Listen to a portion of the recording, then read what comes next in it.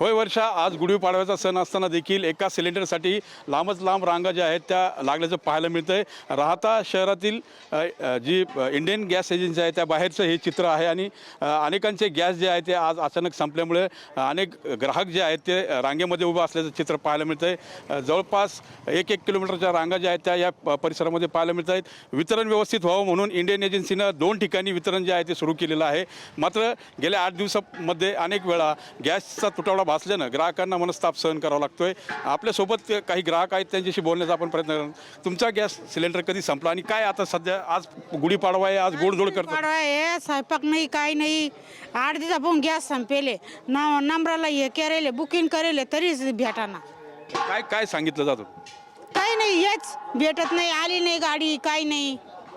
तुमचा गॅस कधी संपला आणि आज तर पाडवा आहे, आज गोडधोड केलं जातं घरी, मग काय परिस्थिती? एक चालू आहे घरी, 1 टाकी आहे ना, काही प्रॉब्लेम नाही एवढा. काही जण जे आहेत ते अतिरिक्त सिलेंडरसाठी सुद्धा या ठिकाणी गर्दी करताना दिसत आहे. खरं तर गॅस तुटवड्यामुळे आणि गॅस मिळत नसल्यामुळे ग्राहकांमध्ये संताप जो आहे तो व्यक्त होतो आहे आणि ग्राहकांमध्ये रांगेत उभे राहण्यावर देखील वाद होतानाचं चित्र जे आहे ते समोर येतं आहे. एकंदरीत जर बघितलं तर गेल्या 8 दिवसापासून गॅसचा तुटवडा जो आहे तो सातत्यानं जाणवत आहे. हा तुटवडा सुरळीत राहावा यासाठी कारवाई देखील महसूल विभागाच्या वतीनं करण्यात येत आहे.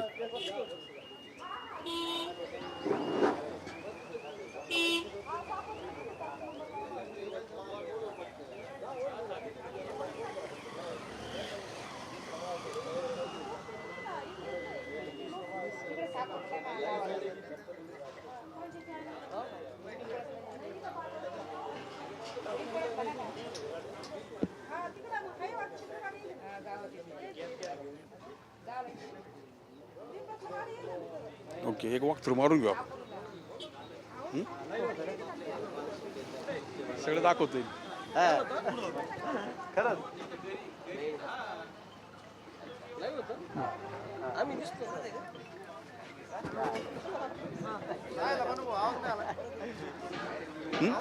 नाही झालं ना, लाईव्ह झालं हे, आता परत रेकॉर्ड करतो.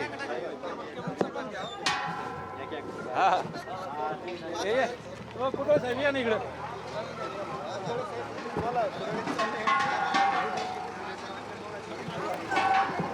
मी येतो तुमच्याकडे बोलत बोलत.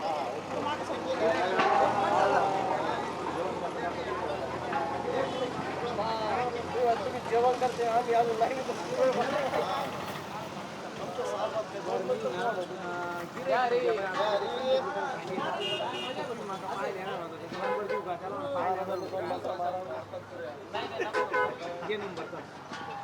बाकी मिळाली तरी चालेल, आपल्याला फेमस नाही झालं काय.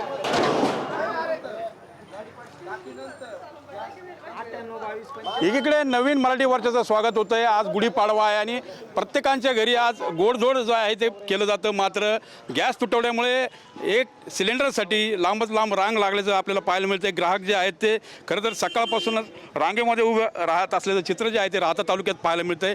इंडियन गॅस एजन्सीच्या बाहेरची चित्र आहेत.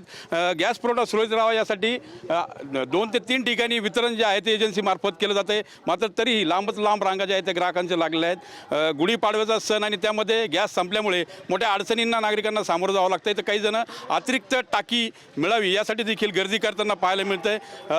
या एजन्सीसमोर जवळपास गेल्या 8 दिवसापासून हा टंचाई जी आहे ती जाणवत आहे. आपल्यासोबत गॅस एजन्सीचे व्यवस्थापक आहेत.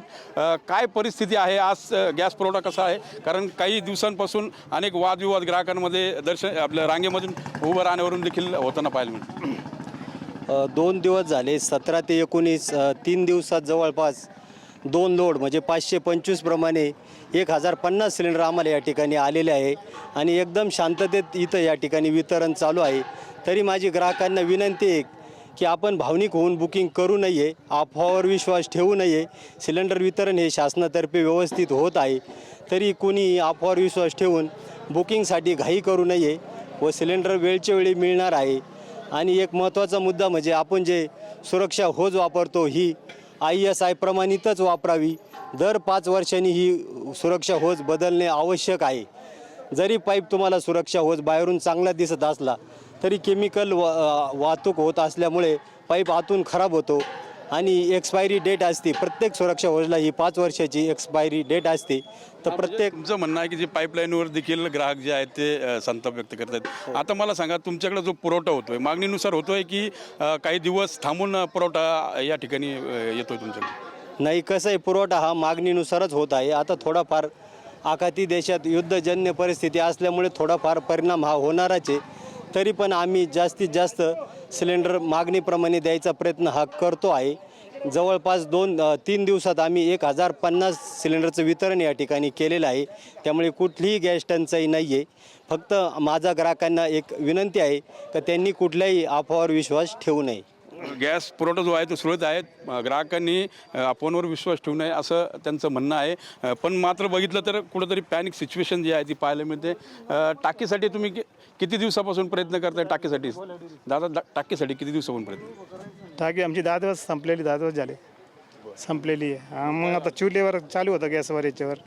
मग आता घरी काय येत नव्हतं गाडी, मग जेवून भरून आणू इकडे. मग बाकी काय आणला टाकी आली भरायला. मग बरं, मग आता चुलीवर स्वयंपाक म्हणजे अचानक चुलीवर जाण्यामुळं अडचण? लय अडचण आहे मोठी. अडचण म्हणजे गॅस तरी आता काढायचेच ना. 10 दिवस झाले, 9 तारीखपासून संपलेली आहे गॅस. 10 दिवसापासून गॅस सिलेंडर संपला होता, त्यामुळे चुलीवर स्वयंपाक करण्याची वेळ आल्याचं ग्राहकांचं म्हणणं आहे. या ठिकाणी पोलिसांनी होमगार्डचा बंदोबस्त जो आहे तो ठिकठिकाणी दिलेला आहे आणि या बंदोबस्तामध्ये टाकींचं वितरण जे आहे ते सध्या सुरू असल्याचं पाहायला मिळतं आहे. ही जी सध्याची जी टंचाई आहे ती दूर करण्यात पुरवठा विभाग जो आहे तो प्रयत्न करतो आहे. जिल्ह्यामध्ये जवळपास कारवाईमध्ये 90 सिलेंडर जे आहेत ते आत्ता घरगुती सिलेंडर जप्त करण्यात आलेले आहेत. पुरवठा विभाग देखील नियंत्रण ठेवण्यामध्ये प्रयत्न करत आहे. मात्र गॅस टंचाई सातत्याने जाणवत असल्याचं पाहायला मिळतं आहे. कॅमेरा पर्सन अमित सह, मी मनोज गाडेकर, TV9 मराठी, राहता अहिल्यानगर.